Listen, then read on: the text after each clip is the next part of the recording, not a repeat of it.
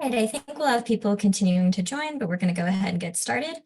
Thank you for joining us today for our webinar, where we're going to be doing a deep dive into energy finance options for local governments. And so before we get started, just a couple of housekeeping notes. Make sure just to keep yourself on mute while the presentation is going. We'll have moments where you can unmute and ask your questions. We will be recording this. So we are going to share a recording of this presentation afterwards with everybody who registered. And feel free to drop any questions that you have in the Q&A so that we can make sure that we get to those. All right, so with all those housekeeping notes, I am going to hand it over to Lauren with the National Renewable Energy Laboratory, who's going to talk a little bit about what we do. Thanks, Julia. Hi, my name is Lauren Sittler. I'm a researcher in integrated modeling and economic analysis at the National Renewable Energy Laboratory, or NREL. NREL is a national laboratory of the U.S. Department of Energy. It is one of 17 national laboratories across the U.S. As the name implies, we focus almost exclusively on renewable energy and energy conservation. We provide tools, data, technical assistance platforms, research, training, facilitation, and more. Our technical assistance programs integrate research, support deployment, and increase practical application through decision support for state, local, and tribal governments. Our research spans specific renewable energy technologies and technical analysis, as well as finance, social science, economics, environmental impacts, policy, and planning. We have 3 campuses, 2 in Colorado and 1 in Fairbanks, Alaska, plus our office in Washington, D.C. You're welcome to visit us and learn more from our living laboratory. NREL supports communities applying to access their EECBG formula funds. We're here to provide peer feedback or co-develop your energy efficiency and conservation strategy. Strategy documents are required with your EECBG applications. Our program provides up to 20 hours of free technical assistance to answer your questions on creating or strengthening your community's strategy. We're excited about today's webinar on financing upfront capital and revenue. This webinar will help local decision makers and practitioners evaluate options for how to finance their energy projects and recover the investment through mechanisms such as elective pay, tax credits, and EECBG program funds. Thank you for attending and enjoy the session.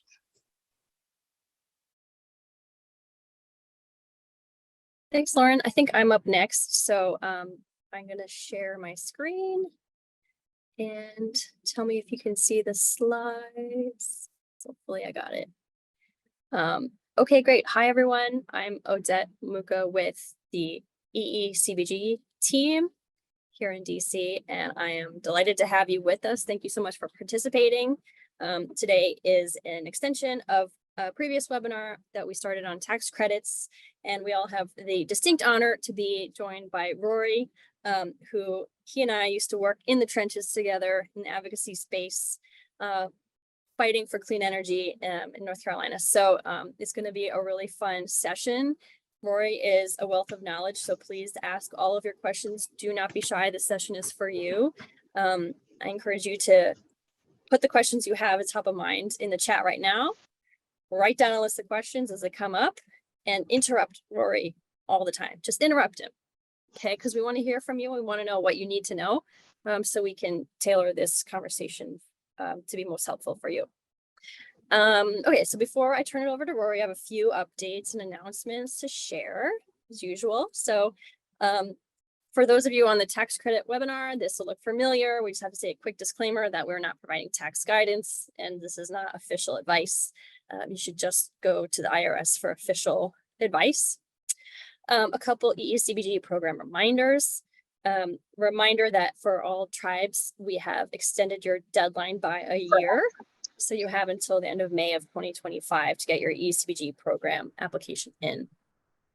However, local governments, you still have the same application deadline, end of April. So please get those applications done. Next, we have the Better Buildings and Better Plants Summit, which is a conference here in DC. That is April 2nd. We're hosting a workshop just for EECBG communities. So I encourage you to come and I hope you'll be there. And then other things here on the right, energy savings performance contracting campaign is still open. So anybody interested in Blueprint 2B, please register for that campaign to get extra technical assistance. And then there's some events listed here for further training. One other exciting opportunity is a new competitive funding program coming out of our office that was just launched. And so this is geared towards tribal communities and small to medium-sized local governments and communities in disadvantaged areas specifically. So there's $18 million in funding available, and project awards will range from 1 to 3.5 million. So do check it out. The deadline to apply is May 31st. If you have any questions, we can connect you to the right people here in this office. Again, if you have any questions, reach out. We're here for you, and don't be shy. And then just as a quick context setter, I was trying to figure out a way of explaining how important tax credits are. Having been in the solar space for a long time, they're just really, really important. It's basically the way we get funding into the clean energy deployment game, and that's the way we've been doing it. Not necessarily through grants, but actually through tax credits. So this slide I put together is really just to illustrate that they can directly benefit all of you. So for example, if you had a solar project go in on your municipal building in 2023 or any year after that, you can get 30% of the costs directly back to your community, and then you can reinvest those dollars however you see fit. So it's just really, really amazing opportunity. And I really encourage you to learn the details, ask your questions, and make sure you're getting every last dollar for your community. And this is just an illustration of how the investment tax credit has helped the solar industry specifically. So since 2006, it was a very nascent industry and has grown 200 times since then. And I think the investment tax credit is a major reason that it's been so successful. So you can see the growth has been enormous. And then the extended tax credits are just going to continue that growth. So they're really, really powerful tools. And now they're available for the first time to local governments and tribes. So it's a very exciting moment, and hope you guys are ready to learn everything you can from Rory. And with that, I will turn it over to him. Okay. Julia, you want me to just cover my own intro? Yeah, sure. Okay, great. So I need to shift the screen over to mine. Continue. Give me a moment. Okay. Think we're looking good, right? All right, great. Thanks. Oh, I don't see your screen. Does anybody else? That's because I forgot to click the share button. How are we looking now? Great. Good. Perfect. Thank you. I just missed one step there. I'm already deep into energy finance in my head, so I got ahead of myself there. So as mentioned, my name is Rory McElmoyle. You can just call me Rory if you have questions or comments. No need to short circuit your brain trying to pronounce my last name. Although I've seen a couple of my old friends here. So good to see your names pop up. I'm a researcher in the Grid Planning and Analysis Center at NREL, where I've been for the past year, working remotely out of Boone, North Carolina. Start my video. Is that right? Okay. So out of Boone, North Carolina, home of Appalachian State University, up in the mountains. In my prior job, I spent the last 15 years working on energy issues in North Carolina and the Southeast, more broadly, with a particular focus on energy finance and utility rate structures and how they impact distributed clean energy development. So that's enough about me. I'm really excited to be talking about energy finance with you today. And as Odette mentioned, please speak up at any time. I can't see the chat or anything. I had built in a few pauses, but feel free to speak up and interrupt me whenever the spirit moves you. So to that end, the purpose of today's presentation is to dive a little deeper on energy finance options and considerations that are relevant to local government clean energy projects. To provide necessary context, this presentation will revisit some of the topics and information that you may have already seen or learned from the prior finance webinars offered as part of this series. The topics we're going to cover today include important considerations when selecting between a third-party power purchase agreement, so that third-party ownership model, and owning your clean energy project outright. More detail, I'll go into more detail on the elected pay, tax, and bonus credits, as well as options for leveraging energy efficiency credits that are not eligible for elected pay, and blending and braiding federal funds and tax incentives should time permit. So like I said, I have built-in pauses and comments, but encourage you to use the raise hand function or just speak up. And I'll address any of your questions that I can during those intermediate pauses, or at least to the best of my ability. But we'll also have an option open for discussion at the end, again, as time permits. So to begin, I believe we have our first poll. I just saw Hamilton live for the first time a little over a week ago. So our first poll question is, which Hamilton song should be the theme song for the Inflation Reduction Act? I'm really excited to see your answers on this one.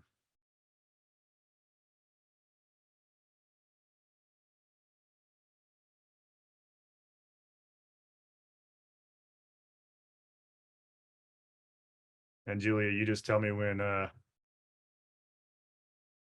we should proceed. This is great.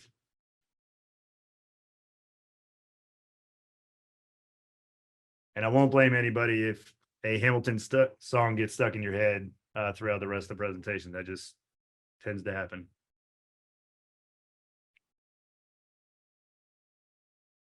Okay, not giving away my shot. That's fabulous. All right, do I click the stop sharing here, Julia? Yeah, or I can, whichever. Okay, well, it looks like we have as many responses we're going to get. So sharing those results, and I don't see it, but Alexander Hamilton, not giving away my shot, and it must be nice to have Washington on your side. Took the bigger chunks, or who is Hamilton? Is that like Taylor Swift's new boyfriend? So good job, y'all. And then, so moving into our first section, a serious poll. So if you're pursuing a solar PV project to meet your clean energy goals and needs, which ownership model are you considering to use? Are you planning to use?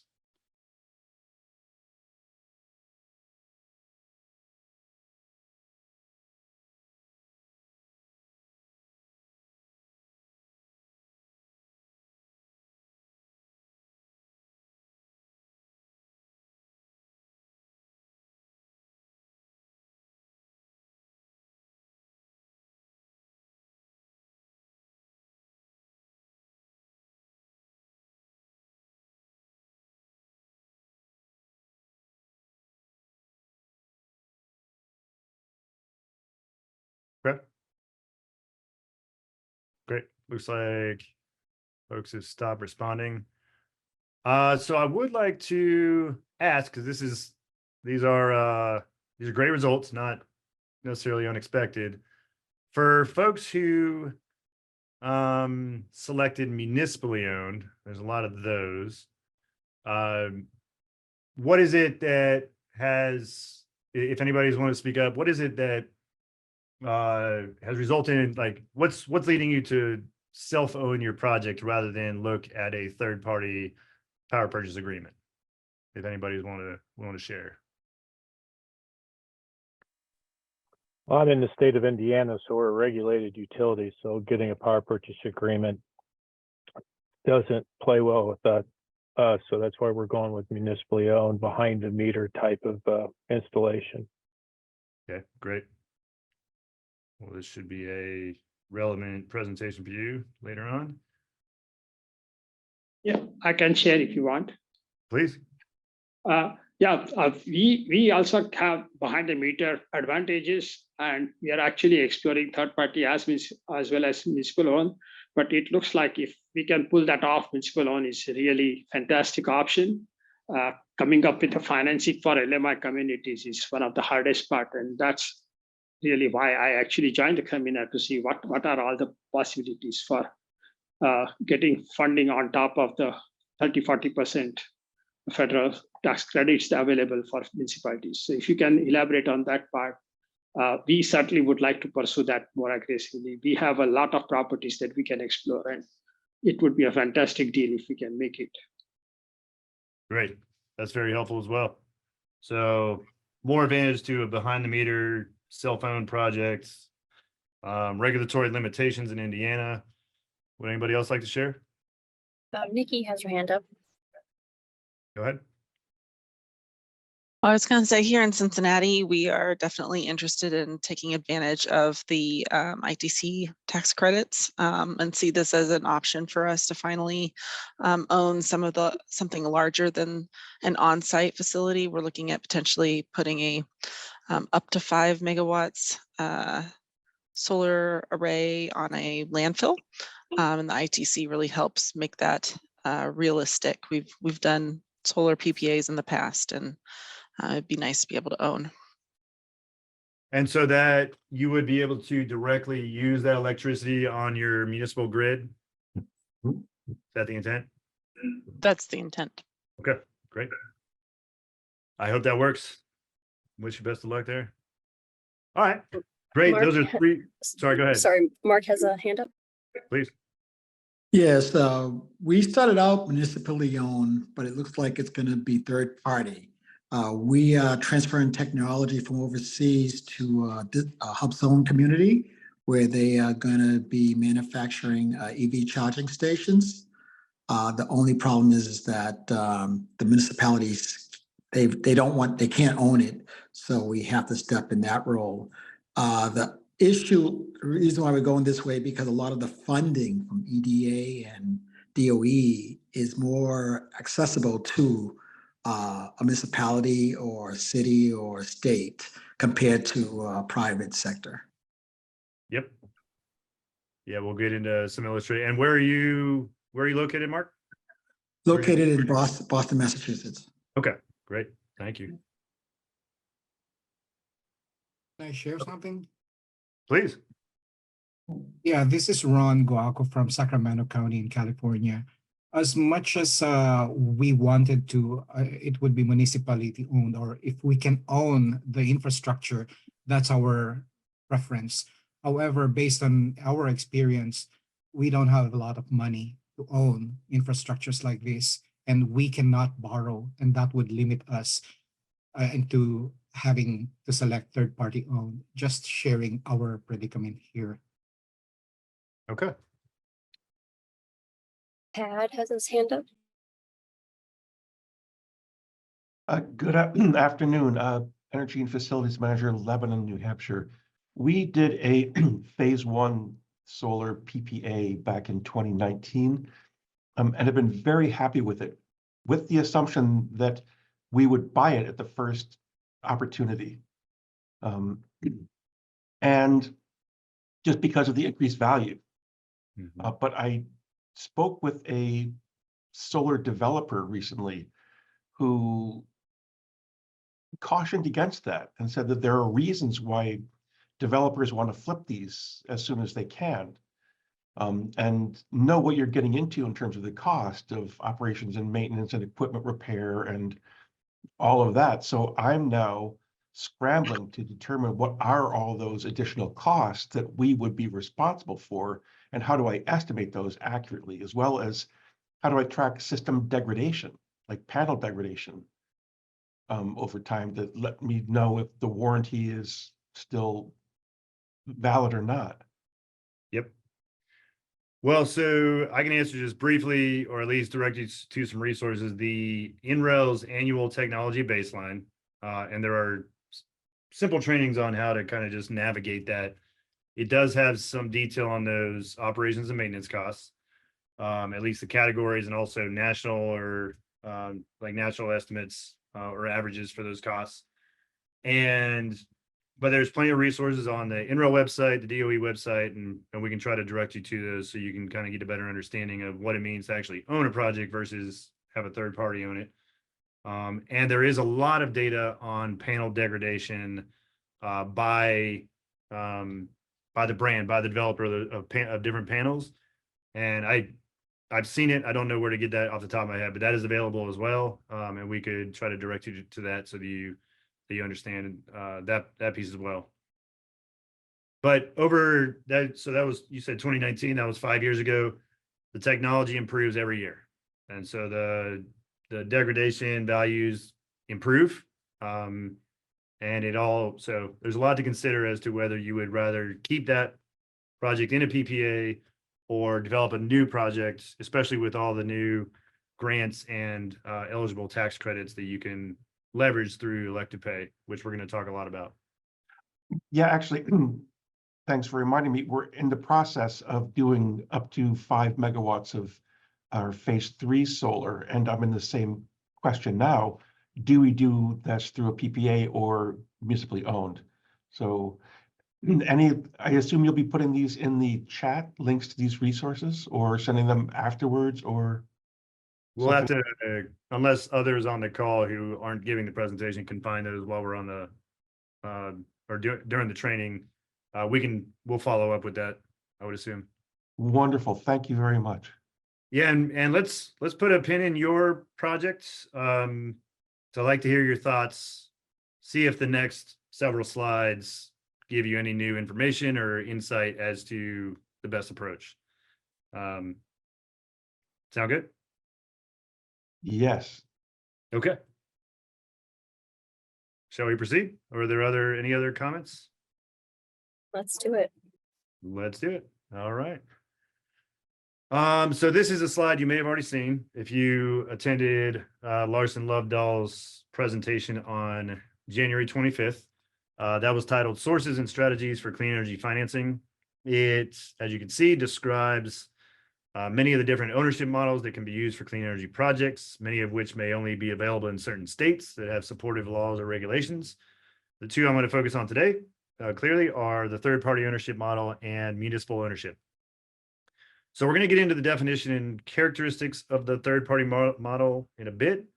Won't really dive into that here. The reason I want to the point I want to touch on this slide is the definition of municipally owned that Mr. Lovedahl provided. And we just heard from, I believe it was the woman from Cincinnati that mentioned the 5 megawatt solar array. That would be a front of the meter project, I presume. And so that's the definition that Mr. Lovedahl provided. It's the municipality would develop and own a front of the meter project and sell that power to the utility, or if they own the project, own the utility, they sell that to the town. Under such a model, the municipality would essentially serve as the third-party developer in the same way that a private developer would develop and own a project and sell that power to an off-taker, such as a local government, under a third-party power purchase agreement. Sorry for that long run-on sentence there. Presumably, the price you as the municipality would receive for the electricity, if you were selling that to a municipal or a utility that's not owned necessarily by the local government, would reflect a wholesale power price, or in other words, the utility's avoided cost of power. That is the bare minimum that a utility would have to pay for an interconnected project under a PPA. There, depending on the utility and the state and everything, there might be higher values built in, but that's the minimum. Other values, such as those of renewable energy certificate or REC prices, may also be included, but they're not likely to boost the price all that much in most REC markets. To give you a sense of the value of the electricity you might sell to the utility under such a model, and this varies significantly by state and utility. In my home state of North Carolina, depending on whether it's a municipal utility or an investor-owned utility, the avoided cost can range anywhere between 2.5 and 5 cents per kilowatt hour in my state. I wanted to bring that up because in today's presentation, I focus on the value considerations of behind the meter projects owned by local governments and the potential cost savings value of those projects as compared to using a third-party PPA model. So with that in mind, I will dive right in. Nope, not diving into that yet. While all of the other ownership models you saw on that previous slide are useful to consider in determining the model that will best achieve your goals with the greatest value, these three represent so far the most common project ownership structures.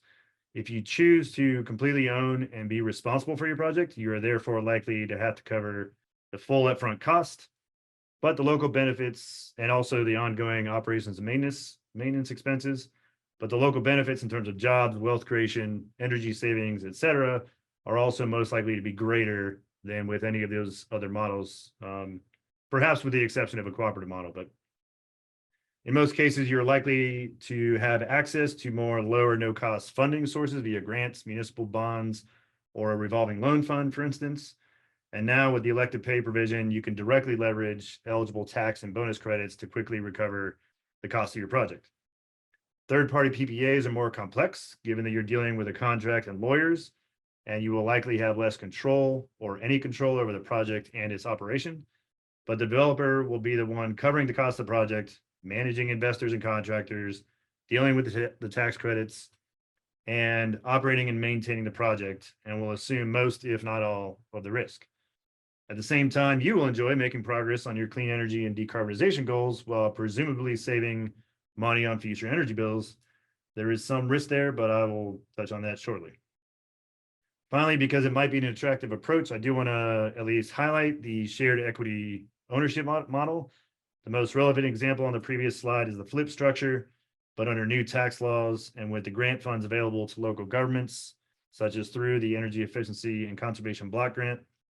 With a shared equity ownership model, you may be able to assume majority, if not full ownership in 5 years or fewer, rather than the 6 to 10 years described for the flip structure. Although it sounds like from the Lebanon example, they may already have the ability to flip that project to local ownership. I don't want to get into detail about the shared equity ownership model today, but I do believe that a future webinar specifically on the shared equity partnerships, once the final IRS rules on this topic are published, would be beneficial. I think there's a lot of potential benefits to that approach. This is, again, one more, at least for now, from Mr. Larson Lovedahl. I thought it was a very simple comparison between sponsor host or local government ownership on the left and third-party PPA structure on the right. So you can see everything around the host sponsor on the left, local government. You would deal with any bonds, other financing, federal funds. You have to manage the contractors, but you directly own and benefit from the project. So there's that. And then with the third-party PPA, you are just the off-taker. You get to enjoy the hopefully lower prices compared to your utility rate, but the project developer takes care of all the details, goes out and gets the financing, deals with the investors and the tax credits, manages the project and contractors. So definitely two different approaches. And I'll pause there just to see if there have been any new questions or comments popping up in the chat. Yeah, Ron had a question about the tax credits. So he's saying, are elective pay credits given one time or annually as the project generates energy annually as well? So in regards to the investment tax credit, once you have placed the project in service, that is when you are able to apply for the elective credit payment for the value of that investment tax credit, which means your project is already in place. And given that the investment tax credit is based on a percentage of the project cost, you will get that one-time payment, and then there's no future tax benefit.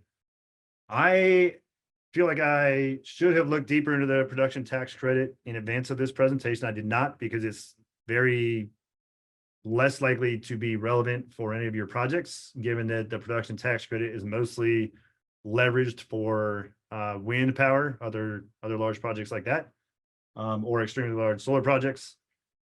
So the answer may be different in relation to the production tax credit, because typically you would have to verify generation to be able to leverage that credit, because it's based on actual production from the project. So I'm going to put I don't know yet in there, and maybe somebody can write that question down so we can answer that following the presentation. Unless anybody else on the call that might have looked into that has the answer, I would love to hear it myself. I think, if I may, this is Joe Carella. there is a choice. You have to decide on either the investment tax credit upfront or the production tax credit. You cannot take them both. I think that's an important consideration. The production credits then could be recurring as opposed to the investment tax credits. Consult your tax advisor. Mm-hmm. Was that a good Washington answer there? That consult your tax advisor? Yeah, that's perfect. And I do touch on the PTC and ITC exclusion. You can't take both at the same time later on. Yes. So, and the other thing is that even if the production tax credit, which again is historically and like traditionally used primarily for wind energy projects, large wind energy projects, even if you were to select the PTC instead of the ITC, then there are also considerations around you are going to want that, and you'll understand this more later in the presentation, but you are going to want that project to meet the domestic content requirements. Because if it doesn't, then actually starting in 2026 or 2027, again, I have a detail on this later, you're not going to be able to benefit from the PTC on that project anyway. I don't believe. There's a timing question there too. Because if you don't meet the domestic content requirements, then you cannot monetize any tax credits through elective pay starting 2 or 3 years from now. So, but again, the investment tax credit, the ITC, is most likely going to be your base credit for your clean energy project regardless. Although I would like to hear if anybody is looking at wind power, perhaps speak up or just raise your hand. Rory, this is Joe one more time. I think there are several tax credits here, not just a single tax credit. I think that's very important.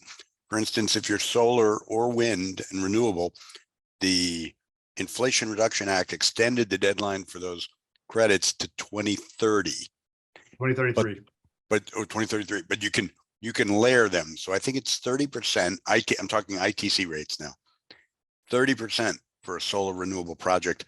Then there is a second credit that could be overlaid at 10% for domestic production, and several other credits that can be layered. But I think it's important for everybody to understand that depending on your project, there may be several credits that apply, and you can add, they become additive. And again, please consult your tax advisor. Yes. Thank you, Joe. And actually, I think DOE should talk to you about providing a future training. You're already covering the second half of my presentation for me. So appreciate you speaking up. That's all very accurate and clear, and consult your tax advisor. We haven't even gotten to my disclaimer yet. Good. And I have written many DOE grants that are being received by clients. I have some grips. So Rory, I will not take that as a jest. We should talk. No, not at all. No, yeah. Thank you. And I don't work for the DOE, so it's up to them. But yeah, no, thank you for sharing your knowledge. That's it's better for folks to hear from you than for me, especially given your experience. So I do appreciate that. Yeah. So questions around the PTC, we can definitely look into those. You know, but don't worry about that unless you're focused on wind power, hydropower, et cetera, which is possible. And please reach out if that is going to be your focus for your projects. But if you're looking at solar that is, you know, less than 50 megawatts, and I'm just kind of arbitrarily throwing out, but if you're looking at small to medium scale solar, the investment tax credit is most likely going to be the one that you're going to be pursuing and benefiting from.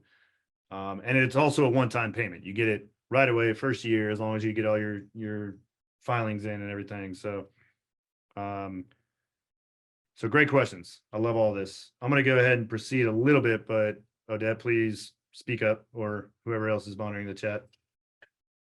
So we are on slide 9. That's good. So honing in on third-party PPAs. I do think we've already covered the definition for the most part, and we'll touch on the price topic in the next slide. In fact, other than the topic of energy costs, I think we've actually pretty much covered all this. One thing I do want to note is that even though you won't have to worry about upfront capital costs, you will want to factor in potential administrative and legal costs if you go with a third-party PPA, because you will need time and legal costs to navigate that process. And it's also important to recognize that PPAs typically span 10 to 25 years, although again, there might be options earlier for the developer for you to purchase the remaining value of the project from the developer. But that is a substantial amount of time not to have to worry much about your cost of electricity because it's built into the contract, or having to fix or replace panels if they break or stop operating. So I'll go ahead and move along. This just gives an illustration of the two general pricing structures for third-party PPAs. With a fixed price PPA, the developer will take into account all of their projected costs, their target profit, etc., and provide a single price that you'll pay for the duration of that contract.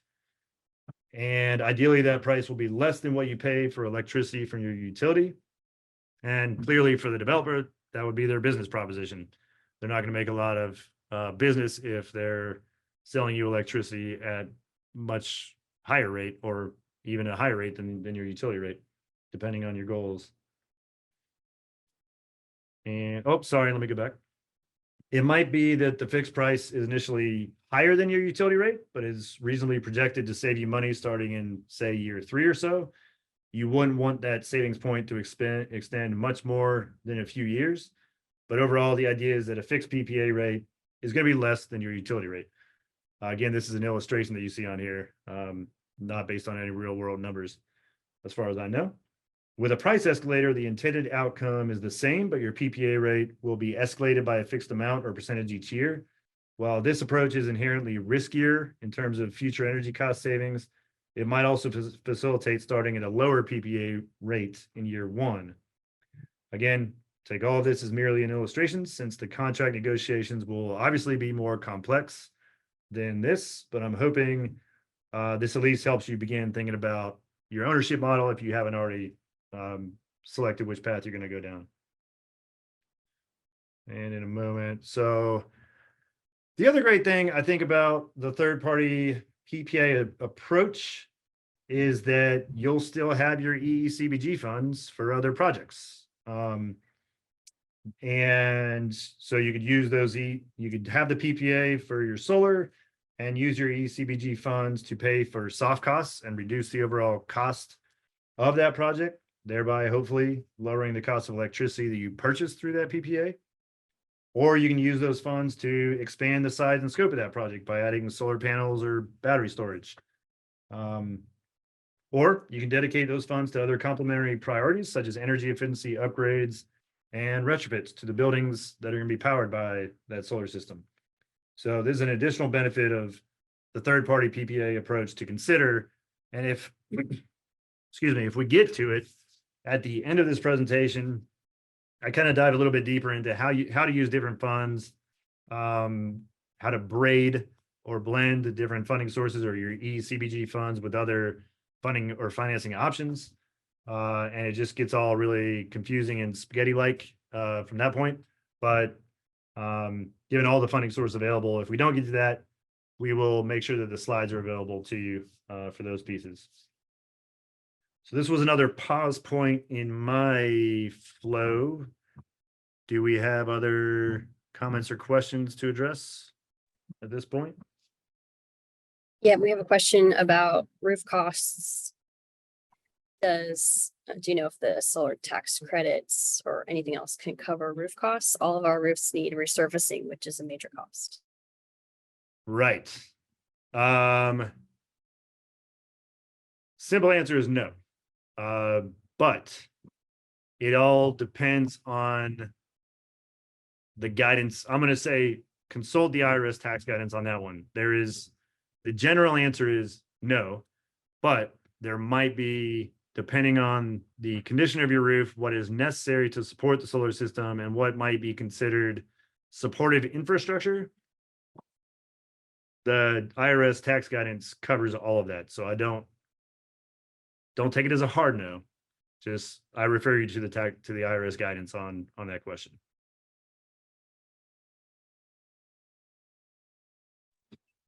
We have a question from Becky. Feel free to just voice over it directly, Becky, if you want to come off mute. Oh, Thanks. I just wanted to make the comment about clean energy goals, and that if you do want to be able to claim the decreased carbon value, you may have to negotiate that into the PPA contract, because otherwise it's traditional for the developer to hold on to that option. Right. And there are things like where you might want to be applying for other grants, where if you want to show your portfolio is clean, you have to be sure you retain that you can prove that you're the ones who can take credit for it, and it hasn't been given over to someone else to take credit for. That's right. Yeah, both in PPAs and even in behind the meter. Sorry if you hear banging. Behind the meter connections, interconnections with their utility, and how they deal with renewable energy certificate ownership or carbon credits. That's all very important to focus on and make sure that's understood and written in, that you retain those credits. So great point. I think that's it for now. Okay, great.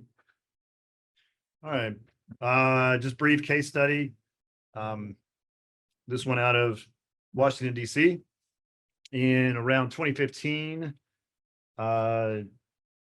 Or so, I believe it was 2015, when the Washington, D.C. Department of General Services signed a PPA for a combined 10.9 megawatts of solar PV, which consisted of 35 individual projects developed on multiple government-owned buildings, and they were even sort of staggered time-wise.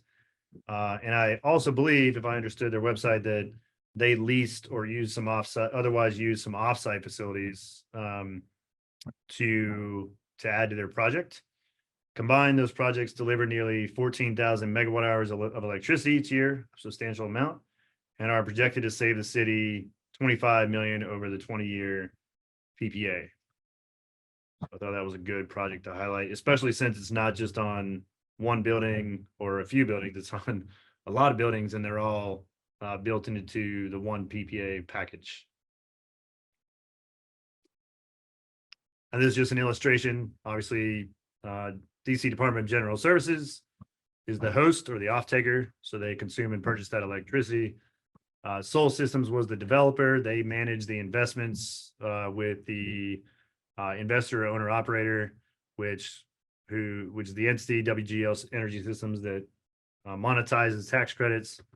And then you see the kind of illustration of multiple buildings there in the bottom middle. And so I thought this was it's pretty simple, but also a really good structure for a real world example. So that's it. I'll just move on from there. And let me see. That was another pause point. Wherever I have pause points, I'll just go and ask, do we have any other comments or questions in the chat? Yes, we have a question from Beth Gallant of Posigen. She's wondering if labor requirements apply to all municipal projects, or if there's a minimum threshold. Let me reserve that. I'm assuming you mean for purposes of the elected pay tax credits, the ITC and everything else, right? Correct. Yeah, we'll get to that in the next section, which we are approaching in a few slides, but I do cover all that, all the labor requirement pieces. Sound good? And one hand from Anil. Yeah, so thank you. I wanted to have some clarity on you briefly touched on it, the carbon tax credits. You said that even when we have ownership model, in Massachusetts, they call it what is called SMART, which the tax credits, the solar carbon tax credits get sold to the utilities and they pay some money for it. If we decide, it's very hard for us not to take that, but if we take that, that means that when we start talking about how much we contributed towards reducing our carbon footprint, are you saying that we can't take that tax credit even though actual energy use did replace the black or brown energy? No, I think so. It has nothing to do with tax credits. So there isn't a federal carbon tax credit, first of all. Yeah, sorry. She was and it's, so if you're sorry if I'm misunderstanding something, but generally, I think the main issue that was brought up is related to being able to document and prove a certain level of decarbonization for the purpose of then going out and getting additional funding for clean energy investments. Right. Yeah. That was the one I was referring to, that if we take the ownership model and we will sell the extra energy we don't need of ours, normal hours, which is that credit will be, we will also get RECs sold to the utilities. And if we sell the RECs to the utilities, we would not be able to claim the carbon tax credits because that is actually sold to somebody else. Right. So that we cannot say that we reduced our carbon footprint because those credits went to somebody else. Is that correct? I'm not sure. So there may be additional details to like documentation or reporting requirements that allows for other options. So let's say you are in a situation where I'm just going to use behind the meter. With some behind the meter tariffs, utilities as a part of that tariff, especially if it's net metering and they're already giving you what they presume to be higher than the actual value of your electricity that you're generating, they will take over ownership. They, as a requirement of interconnection, they take ownership of your renewable energy certificate, your renewable energy credits. That's correct. Yes. So in that case, and I would hope that any federal application, any federal program would provide flexibility here. But in that case where you are required to do what the utility says you have to do in order to interconnect your project, there should be another way to report the amount of clean energy generated and track that. It should be trackable anyway. I mean, all the controls and monitors that go with a distributed energy project are going to be able to say you're going to have a dashboard that says we've generated this much over 2 years. So there should be flexibility there. I don't know what the rules are there. So if anybody else on the call does, I would definitely also love to hear that answer. Thanks. Thanks for the question.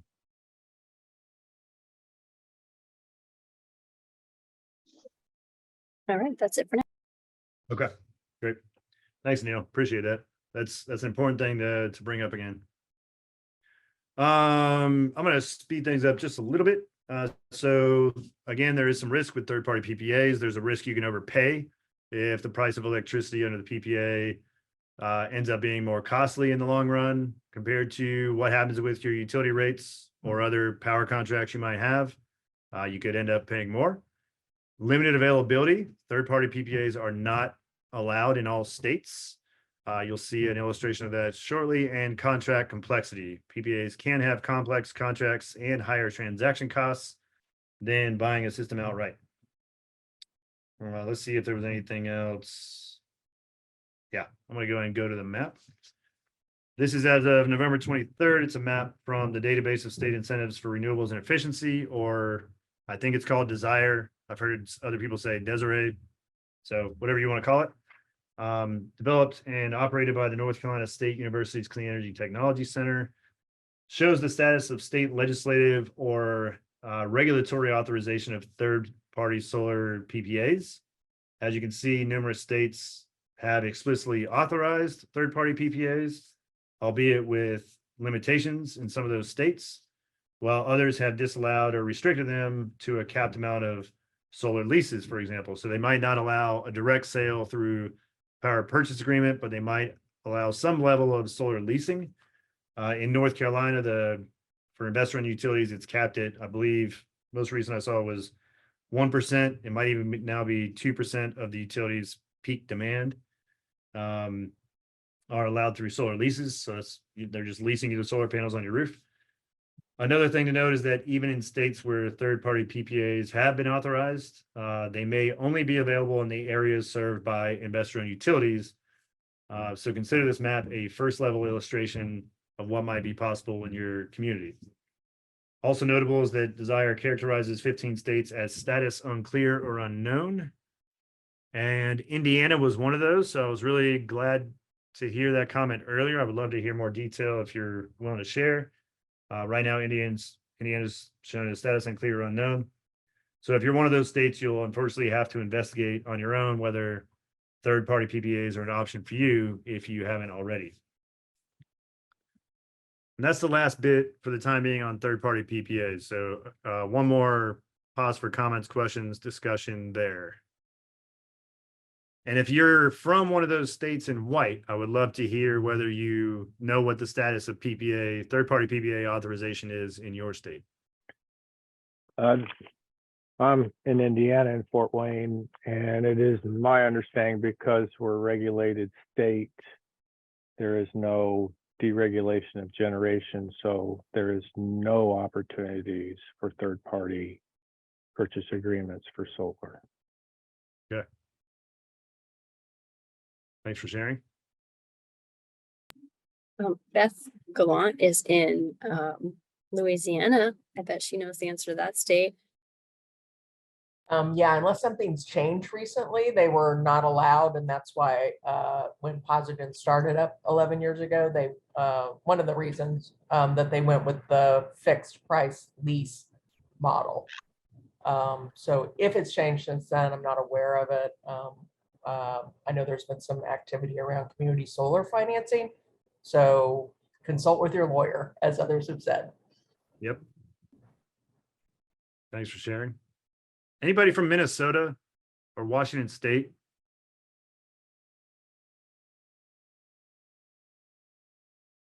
Okay. Great. Well, that rounds out that part of the discussion. Now for behind the meter installations, and sorry, I'm about to go on a long monologue here. When your utility has approved your application to interconnect your project to your local utility grid, the value you receive from that generation all depends on the value set by your utility through a tariff or rate schedule that is specific to distributed energy resources, or DERs, as you're aware now, such as solar, PV, small scale wind, small scale hydro, and potentially other technologies. That's what on this slide is described as the compensation mechanism for DERs. Important point, you probably know, but I'm going to point it out. This has nothing to do with energy efficiency. Energy efficiency is obviously pretty much the same as retail net metering. If you're not using the electron, then you're saving your retail rate with energy efficiency. So just want to make sure that that was clear. As local governments, you're most likely on a commercial rate schedule or something similar. So you'll first want to understand whether your utility offers a DER tariff specific to commercial scale customers, or whether the tariff varies only by the size of the interconnected system. Regardless of the rate schedule you're on, consider these next few slides merely illustrative, with the main point being to understand your utility's compensation mechanism and how the value it offers impacts the value that your project will generate, so to speak. That's my only pun throughout the whole thing, I think, now and in the future. There are generally three types of metering and billing arrangements: net energy metering, or just net metering, net billing, and finally buy all, sell all. Sometimes the utility will just call that a qualified facility rate or an avoided cost rate. So your utility might not use the three terms used here, but these describe the three general approaches. Net metering generally refers to a mechanism where all of the electricity that your project generates receives full retail value, which is the rate that you would otherwise pay the utility, including the excess electricity you can't use on site and have to sell back to the utility. That is also generally valued at your retail rate. With net billing, you receive the full retail rate for the electricity from your project that you can use over whatever the netting period is that your utility has set, whether that's monthly or instantaneous or some other time period. But you get a reduced value for any excess electricity that you don't use, again, most often at the utility's avoided cost, which can be much lower than the retail rate. And finally, with buy all, sell all, you still have to purchase your building's full electricity needs from the utility at the retail rate. That's the buy all. And then you sell all of your project's generation to the utility at a much reduced rate, again, typically at the utility's avoided cost. So for me, with my local utility, the avoided cost is roughly 3 cents kilowatt hour. The retail rate is around 11 cents kilowatt hour. So that 8 cent per kilowatt hour difference is what the difference would be for me between net energy metering and the buy all sell all value, which is a huge gap. So clearly, you're likely to receive a greater value for the electricity your project generates if you're placed on a traditional net metering tariff than if you're on a net billing or a buy all sell all rate. However, as a note of caution, even with net metering, you really have to fully understand how that net metering mechanism is structured, whether there's extra fees or higher monthly fixed charges tied to it, and any other factors that kind of go beyond your traditional structure. For instance, when using one real utilities DER tariff as an example, residential customers without solar pay around $14 per month for their monthly fixed charge, and they pay a flat variable rate or electricity rate for the electricity that they consume that never changes. The utility offers net metering, but bases it on a time of use, which is a type of dynamic pricing, and that you may or may not be familiar with, probably with all the news, you probably are by now, that results in a lower value for, at least in this utility's case, results in a lower value for distributed solar when the sun is shining, and charges a higher value in the early evening hours when the sun is close to the horizon and customers are buying electricity from the utility because their solar system isn't generating very much at that point in the day. In addition, those solar customers see around a $10 increase in the fixed charge portion of their bill. So it is by name, a net energy metering rate, but the structure of that rate is not likely to support receiving a higher value for your distributed solar generation. So be aware of what your local utility's rate structure looks like when it comes to compensation mechanism. Other provisions that you want to pay attention to might be whether you retain the RECs, renewable energy credits or certificates from your project, and how excess credits are treated at the end of each monthly and annual billing cycle. Similarly, with net billing, some utilities allow for monthly netting, while others might require instantaneous netting, meaning if you aren't using most or all of your solar generation at the immediate time of generation, which is when the sun is up, then you're going to end up with more excess generation that the utility will purchase at a lower price than you would otherwise be able to value that at. Which brings me to the question of battery storage. If you're on a standard net metering rate, meaning the retail compensation rate is one fixed rate that doesn't vary based on the time of use, then adding battery storage won't likely add any value to your system other than for keeping your power on during outages, for instance. But if you're on a time of use net metering rate, you can benefit quite a lot from adding batteries, especially in the actual case that I just described. Sorry, I just threw myself off track here. So yeah, if you're on a time of use net metering rate, batteries you can benefit a lot from batteries because they allow you to shift those solar generated electrons to the period when they provide you the most value. Similarly, with instantaneous net billing, you can capture all or a lot of that excess and use it when the sun goes down, rather than selling it back to the utility at a lower value. So if you needed even more to think about, you're welcome. Although now, a couple more things to note. If you're lucky, you live in a state which allows aggregated or virtual net metering. Aggregated net metering is particularly useful if you as a local government have multiple buildings, each with their own meter, but only a handful of those are suitable for installing solar panels on the roof. This form of net metering allows you to credit the generation from those few buildings against your total bill for all of the buildings that you're paying the electric bill for. That also, because of that allows you to increase the size of those systems to be able to meet a greater aggregate load. Virtual net metering is most useful for certain community or shared solar projects. So that may be of interest, but I won't go further into that at the moment. And finally, before I move on, it is important to note that the compensation mechanism or DER tariff currently in place through your utility may not be the same 10 years from now when your project is still in operation, or even a few years from now. So while your project could potentially be grandfathered in, if you built a project this year and your utility changed their rate structure 3 years from now, you might be able to grandfather your project and maintain your current rate structure, for throughout the life of the project or for 10 years or whatever. But there's no guarantee of that. So be aware of where things are headed through your local utility or on the state level. The DER compensation landscape is changing rapidly, so it's important to take that into account. Apologize for that word salad there. So now that I've dragged you through that spaghetti junction of DER tariff jargon, here's another map from Desire. This one shows what type of compensation mechanism has been approved or mandated at the state level, either via legislation or regulatory order.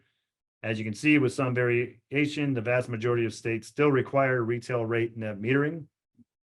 My two Carolina states down here have taken a different approach with the time of use rate, and a smaller number of states have settled on either the avoided cost or wholesale rate, which are typically the same value, avoided cost and wholesale, or have settled on something in between avoided cost and retail. So that's where you see sort of the middle blue states there. For the caveats, there is some variability in terms of additional fees or specific rules, and in many states, smaller or unregulated utilities, such as municipal utilities or electric cooperatives, may not be subject to what the state or regulatory body have ruled or mandated. And I'm not an expert on Texas, but apparently that blue color is particularly deceiving for Texas. If anyone wants to share on that, please do.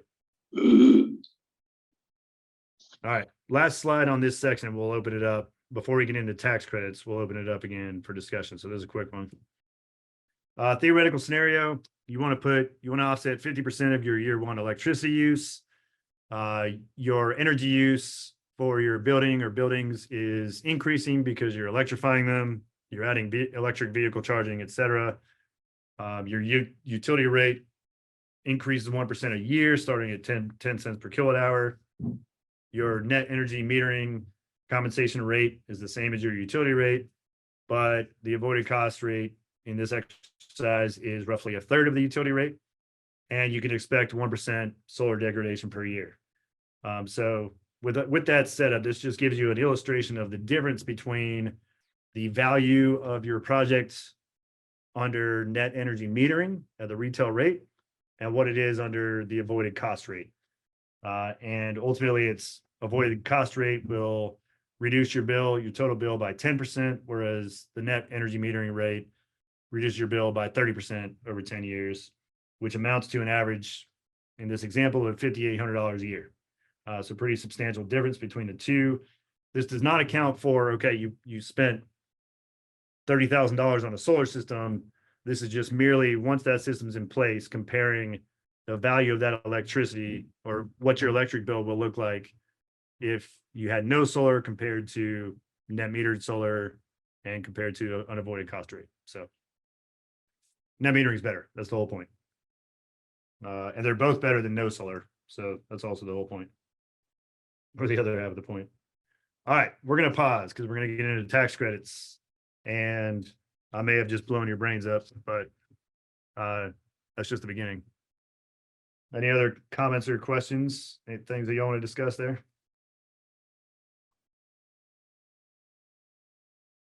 Not seeing anything in the chat. No hands yet.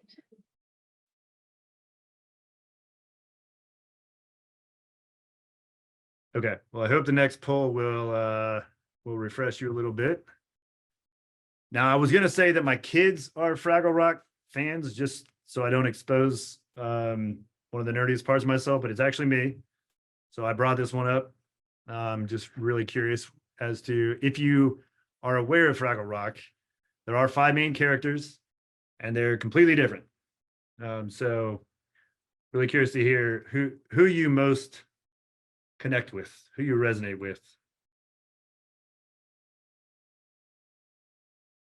I'll also admit, right next to my desk, I have a Boober doll, stuffed Boober, and a stuffed Gobo. They keep me company here. And if you are a Fraggle Rock fan, you might be thinking, where is Traveling Matt? But I only had so much space on the slide, so do apologize.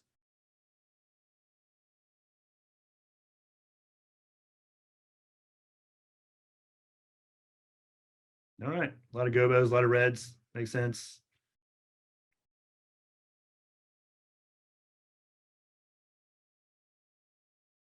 Great. That's a good number of responses. So fair distribution. Nobody really wants to be Wembley. We have more boomers than Wembley. That's interesting. If you have not seen Fraggle Rock in a while, it is still amazing. So I'm just gonna put in that plug. Thank you. All right. Let's get into tax credits first. The disclaimer. This was already brought up. Odette already covered it, but none of what you see today is tax advice. Please do refer to guidance issued by the IRS, and consult your tax expert or your accountant. So first and foremost, if you do use elective pay credits, these tax credits should be thought of as a cost recovery method rather than a financing mechanism. None of the elective pay credit value can be monetized or received until after the project is placed in service, which means you still have to figure out how to cover the upfront cost through grants, financing, or other means. Yeah, main point there. And since I assume elective pay has already been hammered into you by now, this slide is merely a refresher. For context, it comes from a presentation on elective pay provided by the Department of Energy on March 14th, which I believe a recording is probably available for that. Highly recommended if not. Essentially, elective pay, which has been, at least previously, mostly known as direct pay, allows tax exempt and government entities to receive a bulk payment equal to the full value of eligible and approved clean energy and bonus tax credits. With some limitations, these credits may be combined or stacked with DOE grants and loans, and possibly even grants and loans from the Department of Transportation and the U.S. Department of Agriculture. So there are other programs out there that you'll want to look into if they're relevant for your project or for your community. To claim the credit, eligible entities must pre-file with the IRS and then file a tax return with the IRS after the project or property is placed into service. A lot more detail on elective pay was provided in that DOE presentation. So again, strongly recommend viewing that recording if it's available. Hey, Rory, this is Joe. Can I add one comment here? Please, Joe. I think for any of the municipalities or tribes on the call, you should consider it direct pay. I think Rory's comment that it is not a financing mechanism, but it's a way to get money back. That money comes back to you in cash. And that's the big difference in the direct pay. The elective pay is for other entities who can hold credits and later trade them. For municipalities and for tribes, you're getting cash back at the end of your project if you go with the investment tax credit. That's why I think direct pay is probably a better reference to consider. Sorry, Joe. So you are referring to the difference between elective pay or direct pay and transferability. So elective pay, yeah. So elective pay, just to be clear, elective and direct pay are the same thing. Okay. After the IRA, this provision was most commonly known as direct pay, but when the IRS started constructing rules and everything around direct pay, they said, we're calling this elective pay so that taxpayers weren't confused with the IRS's direct pay method for paying your taxes. So they said, we already have this direct pay method for pay. Yeah. So if you were thinking about direct pay, it's now elective pay. I think that's the most commonly used term now. But Joe was also referring to the other provision called transferability, where you can hold those credits, transfer it to another party. And we don't get into that today because it's, I think, less relevant for municipal governments. But that is, your comment is spot on otherwise. So I just want to be clear on the terminology there. No, appreciated. And they're governed by slightly different sections of the tax code. I think it's 64, 17, and 18. But a municipality, you get cash back. There is no transferability. You just to get the cash. And you get cash back pretty quickly, at least within 12 months, as long as you're not super late on filing your prior year's. Well, I guess, I mean, you're not really going to necessarily be filing a tax return, but as long as you file the appropriate tax form with the IRS, you can get that money pretty quickly. So. You have a hand from Maven. Yeah, please. Hi, everyone.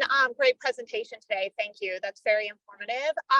This doesn't have to do with the presentation, but if I can make a really quick comment on these tax benefits, if NREL would possibly throw a webinar, one thing I'm very concerned about is that our residents basically kind of falling victim to predatory practices. I'm afraid that solar companies that we know are kind of predatory might use this and say, hey, you get 30% off immediately, which we know that's not going to that's not how it's going to work. So I'm wondering if NREL can help us as local governments get the message out. Is there also any type of policies we can pass to try to prevent these things from happening? I want to make sure our residents know exactly what the tax credit is, and it's not, you know, to supplement the installation, if that makes sense.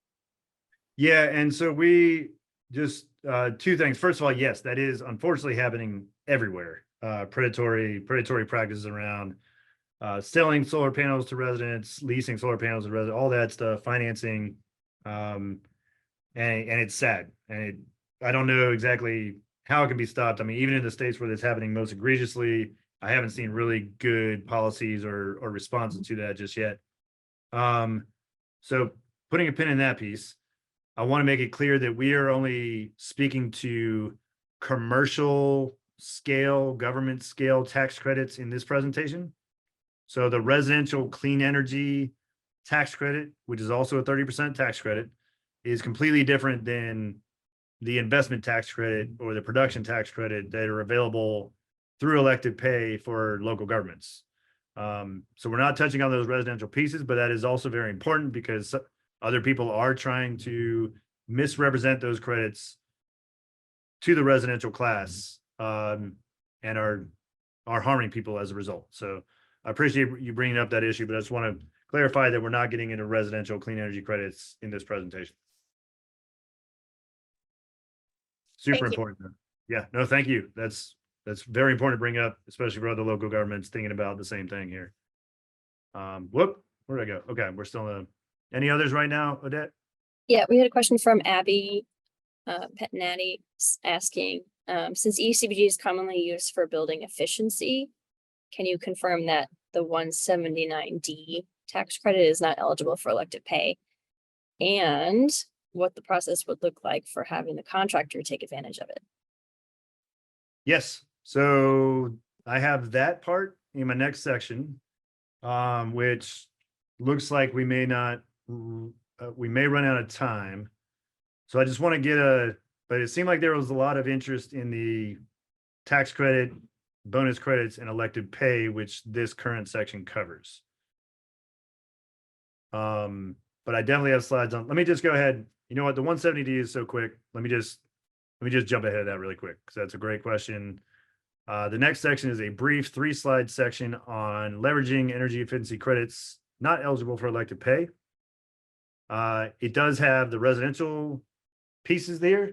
And the only point for the top 2 non-green highlighted tax provisions there, I just want to point out that those are residential.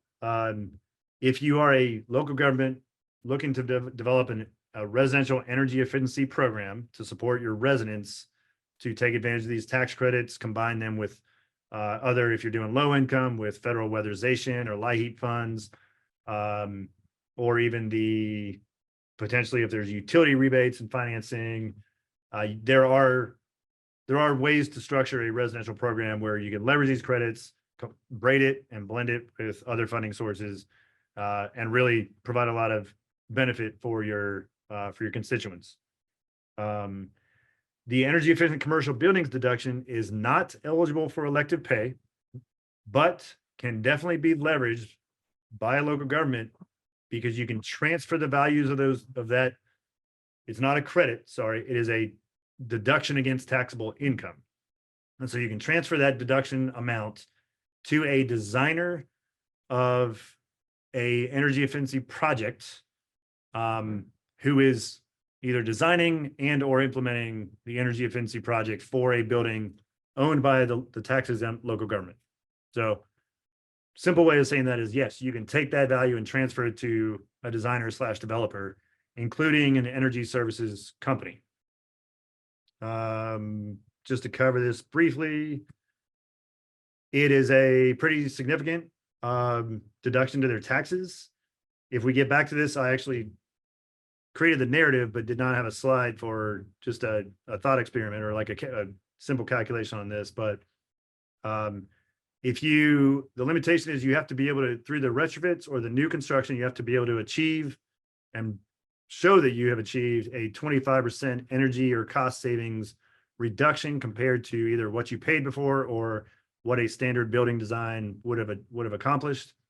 And if you meet the prevailing wage and apprenticeship requirements, also known as the labor requirements, then the eligible tax deduction is 5 times what it would be if you don't meet those requirements. So $250 per square foot at 25% energy or cost savings, up to a maximum of $5 per square foot if you can achieve a 50% energy or cost savings reduction. There's a link to the IRS website embedded here. It's also, I believe, in the resources section of the slides. And let me see if I had one good way to do this is for the purposes of EECBG is to leverage your EECBG funds to either support the development of an energy savings performance contract with an energy services company to where you can transfer that tax deduction value to the company and ideally then receive a lower cost project as a result. And there's different ways that you can blend or braid your EECBG funds into that framework. So if we get back to this, I have a little bit more that I can share, but I want to go back and get back to where we were, if that's okay. So excellent question. I'm glad you brought it up. And I'm sorry we're not going to have time to get into this. Again, it's better to have discussion and share and ask questions. And the slides will be available. So let me get back to where I was here. All right. So you're probably aware your investment tax credit for energy property, that is up to a 30% tax credit on the total project cost. And it's multiple technologies are available through 2024, geothermal, small wind, energy storage, et cetera. And then it becomes a technology neutral tax credit for investment in facilities that generate clean electricity and qualified energy storage technologies. Becomes more of a general definition for eligible technologies starting next year. Also, obviously, with a lot of communities, local governments looking at fleet electrification, the credit for qualified commercial clean vehicles is also eligible for elective pay, as is the alternative fuel vehicle refueling property credit, which is, I don't know why they named it that, but they did. It's just a lot of words. And that is eligible for electric vehicle charging infrastructure, but only in low income and non-urban areas. Let's see where we're at here. Yep. Okay. Get back on track. Again, speak up. Folks, let me know if there's comments or questions that pop up. So again, the investment tax credit up to 30%. We'll get into the details about that in a bit. Eligible through the elective pay provision. And as Joe mentioned earlier, you cannot claim both the investment tax credit and production tax credit for the same property. There are situations where if you have adjoining projects located on the same piece of land that are separate projects, you can, like if you have a wind turbine on one side of your property and a solar system on the other side, those are separate projects. You can claim individual credits for each of those, but not for the same single energy property.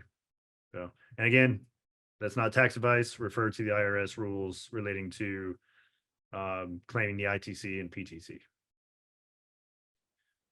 Then there's the energy community bonus. So you have your 30% investment tax credit up to 30. If you meet the labor requirements. One of the bonus credits that you can also monetize through electric pay is the energy community bonus credit.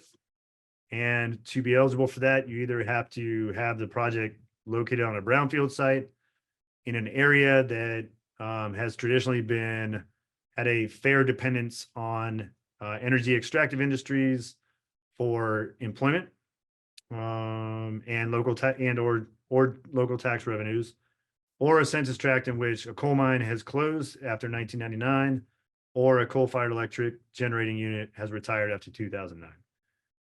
And there is a map embedded, or a mapping tool embedded right there in the hyperlink.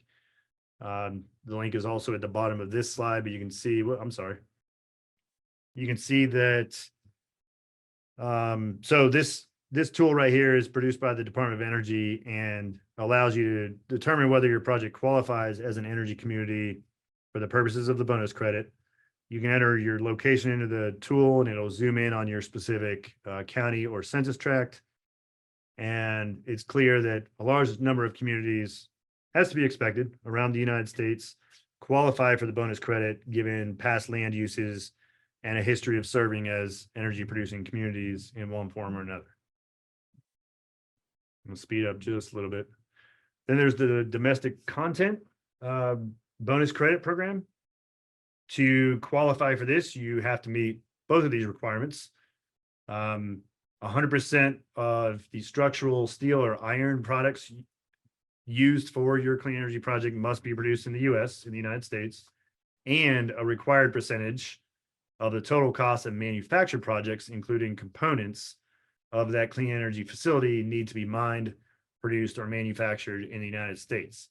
And that starts at 40% for this year, increasing 5% a year until it reaches 55% for projects beginning construction after 2026. That credit is significant, both for its potential value for a clean energy project. It's a 10% adder on top of the investment tax credit, or up to a 10% adder. And as well as on the total value of your electric pay credits. So starting this year, your project must either have a capacity of less than 1 megawatt AC, must meet the domestic content criteria detailed on the previous slide, or must qualify for one of two exceptions, which are detailed there.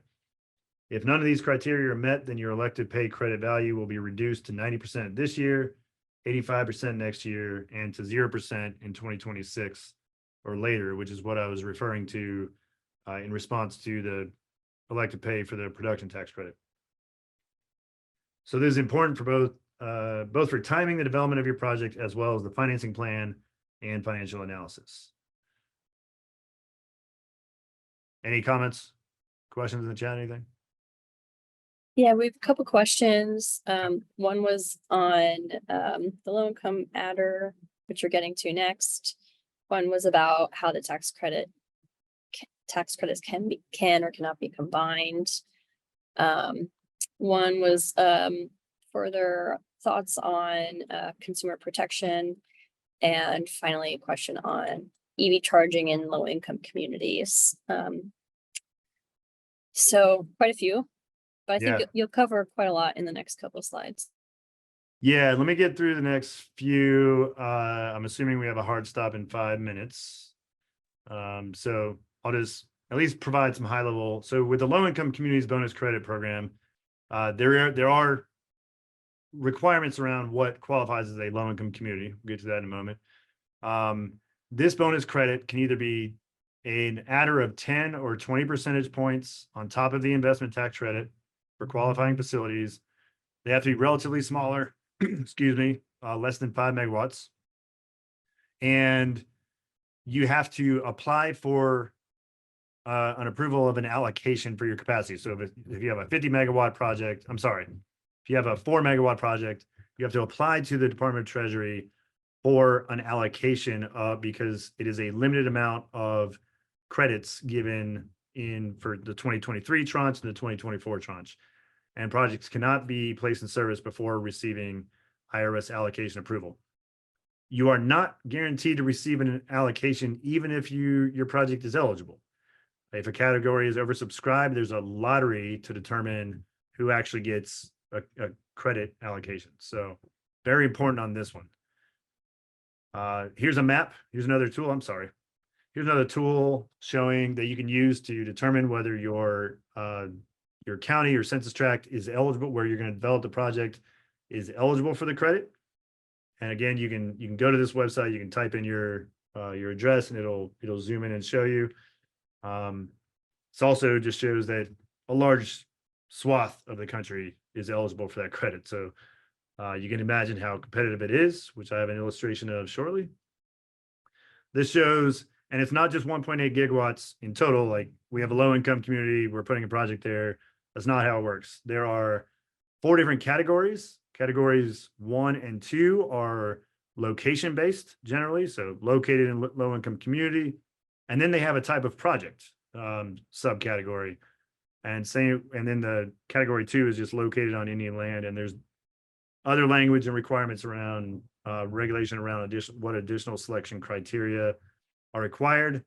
So that 1.8 gig, the point is the 1.8 gigawatts is broken up into different types of projects, different types of benefits, and you have to determine, if you're going to pursue this, which one of those you want to apply it into. I'm not sure, somebody else can probably answer this, whether you can take the same project and say this might be eligible for 1 or 2, or whether that's the Department of Treasury that figures that out. But the other important point on this is that those category 1 and 2 projects allocations are roughly half, or they are half of the total 1.8 gigawatts. Those you can qualify for a 10% increase to your elected pay tax credit on top of the ITC or the PTC. And then categories 3 and 4 are more benefit focused projects for low income communities, and can get you up to 20% on top of the ITC. So my fingers are just running out of juice here. Like I said, it's highly competitive. I just want to, at this point, I'll just stop and let you know that there is a dashboard where you can track what the total capacity for each category is, how many megawatts of allocations have been approved for those subcategories, how many are pending, and how much capacity is remaining. And the important point to this slide is that for the subcategories that have additional selection criteria, if you're interested in those, I would encourage you to look into those and find out what the process and timeline is for DOE or DOT to be reallocating or recompeting the remaining capacity from last year's tranche for those subcategories. I'm not aware of what that looks like, but they are still putting them out there. So here's your summary. So if you meet the prevailing wage and apprenticeship requirements, otherwise known as the labor requirements, you can maximize the ITC, the domestic content bonus if your project is eligible for it, and the energy communities bonus if your project is in a qualified energy community. So right there, it's up to 50%. The low income bonus credit that is not dependent on the labor requirements. And so those are either 10% or 20% if you are approved for an allocation. If your project is over a megawatt, then you must meet the labor requirements to fully monetize the ITC value, the domestic content bonus, and the energy community bonus. Otherwise, they are reduced by a factor of 5. If your project is under 1 megawatt, then you don't have to worry about the labor requirements. You will receive the 30%, the 10%, and the 10% respectively. And main point here is that, again, these are a cost recovery mechanism, not necessarily a financing mechanism. So you will have to find a way to bridge financing or funding between paying for your project and then recouping some of that investment, or hopefully a large portion of that investment, through the elected pay credits. Some ideas are to use your EECBG funds in different ways, short-term budget outlays, whatever you can get your hands on, and then pay that back once you get your credit payments through elected pay. All right, I think we might have to pause here, at least open up for a final run of questions. I don't know, Odette, how you want to proceed. Well, we're at time, so anybody that needs to drop, of course, you're welcome to do so. I know I can stay on for a few more questions. Don't know if you have time, Rory. I'm fine. Yeah, I'm good. Yeah, so maybe people can just raise their hand or come off mute to ask questions that still remain at this point.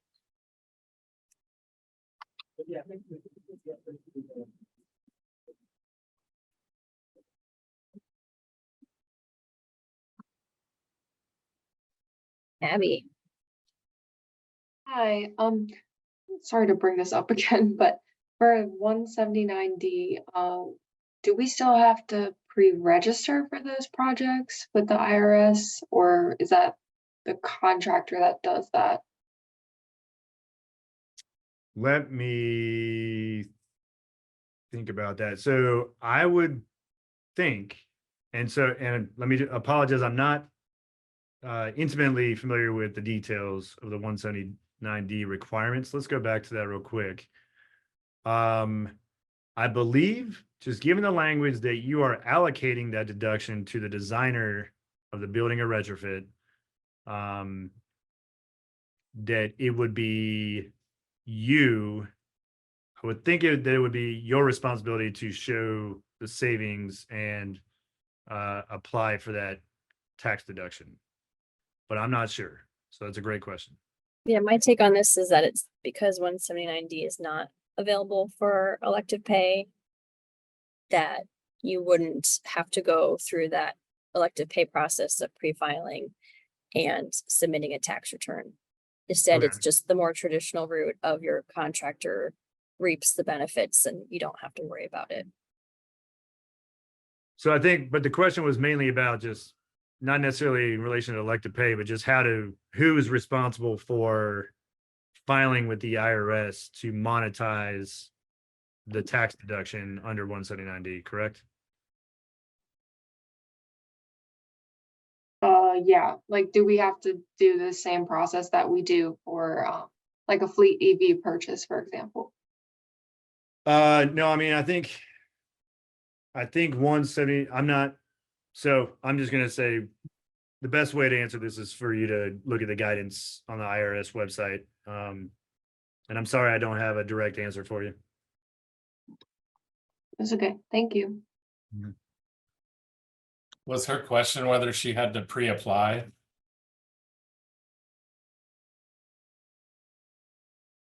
Yeah, like do we have to pre-register? No, you do not. And it's a 3-year cycle, so you have up to 3 years of time frame to apply any of these energy efficiency projects. And right now you're looking at comparison versus savings against a 2007 ASHRAE standard. So doing it now will get you closer to the maximum square footage dollar amount for your study. The study is IRS specific. It's not a typical energy modeling that you would think is done. It's IRS specific, where they basically look at HVAC loads only. They don't look at your plug loads like computers and stuff like that. There's a few accounting firms out there that work on this stuff. Eide Bailly would be one of them. But those experts, they know about how the study works and they've done them before. The biggest thing is you can't grade your own test, right? So you have to have someone else perform the study. Okay, that's helpful. Thank you. Yeah, thank you, Jeremy. I'm not a tax expert either, so, but that's my understanding of it. And I'm doing a couple projects on 179D right now. Okay. Nikki put some comments into the chat. If you wanted to voice those over, go for it. Oh, I was just providing some ideas around bridge funding for any projects you're trying to take on with the ITC credits, because you get those in the form of a cash refund after the project is complete. And so you need upfront funding potentially. Our city has placed money into a revolving loan fund for our facility projects. And then there are also hopefully bridge loan opportunities coming through the various green bank funding announcements that are supposed to take place at the end of this week through the NCIF and the CCIA. So fingers crossed. Natural Capital Investment Fund or National, what's NCIF? I forget what it stands for, but it's under the Greenhouse Gas Reduction Fund. Okay, great. Yeah, a couple of the ideas I had was to use the EECBG funds. And this was a question that I hadn't gotten an answer back, but whether you could use those as a direct investment and then reimburse your EECBG pool once you get your elected payment. Revolving loan fund was another one, or using it as a credit enhancement, using your EECBG funds as a credit enhancement to reduce the interest on another public or private loan for a short-term loan. And then short-term budget outlay. I think having more ideas around how to bridge that financing is going to be helpful. So I appreciate you sharing that. I see a hand from Johanna or Joanna. Hi, yeah. So I have a question just to clarify on when you're talking about the language of the tax credits when it refers to facilities constructed after 2025 needing to be technology neutral or like zero emissions. So is that only referring to new buildings constructed or the renewable installations themselves? The renewable installations. So, right, I think you're referring to this clean energy investment tax credit for 2025 and on. Mm-hmm. Yeah, it's when this says facilities, it means the generating facilities, the clean energy facilities, not the building that they're that they're being installed on or powered. So. Okay, so that means that our emissions, including like natural gas, would need to be completely offset by the solar, say, installation. Qualify, the facility must have a greenhouse gas emissions rate of not greater than 0. So this is just the technology and not the building. Okay, so okay. Yeah, as long as the generating technology you're using does not have an emissions rate at all. So geothermal would still be, then you're gonna be fine. Okay, thank you. Yep. Okay, and Neil has a question in the chat. He said, is the 2024 limit 1.4 gigawatts? I'm not sure which limit you're referring to. For the And low then end, what is it? low income credit? Yeah. Yeah. 1.8. Yeah, for the low income credit, it's a 2-year program. And 2023's allocation was 1.8 gigawatts of DC, and 2024's allocation is 1.8 gigawatts of DC. But there's unallocated capacity from 2023 that is either going to be reopened by itself, or they might add it on to the 2024 allocation, thus increasing that 1.8 gigawatts for this current year. After this year, in my understanding, that's it for the low income bonus credit. Okay. So this is the last year to apply for it. Thank you. Yes, and there might be some rollover through next year if not all of the capacity has been allocated. Right. But I don't make those rules. Agree. Thank you. I honestly, I don't make any rules. I just talk about them. Yeah.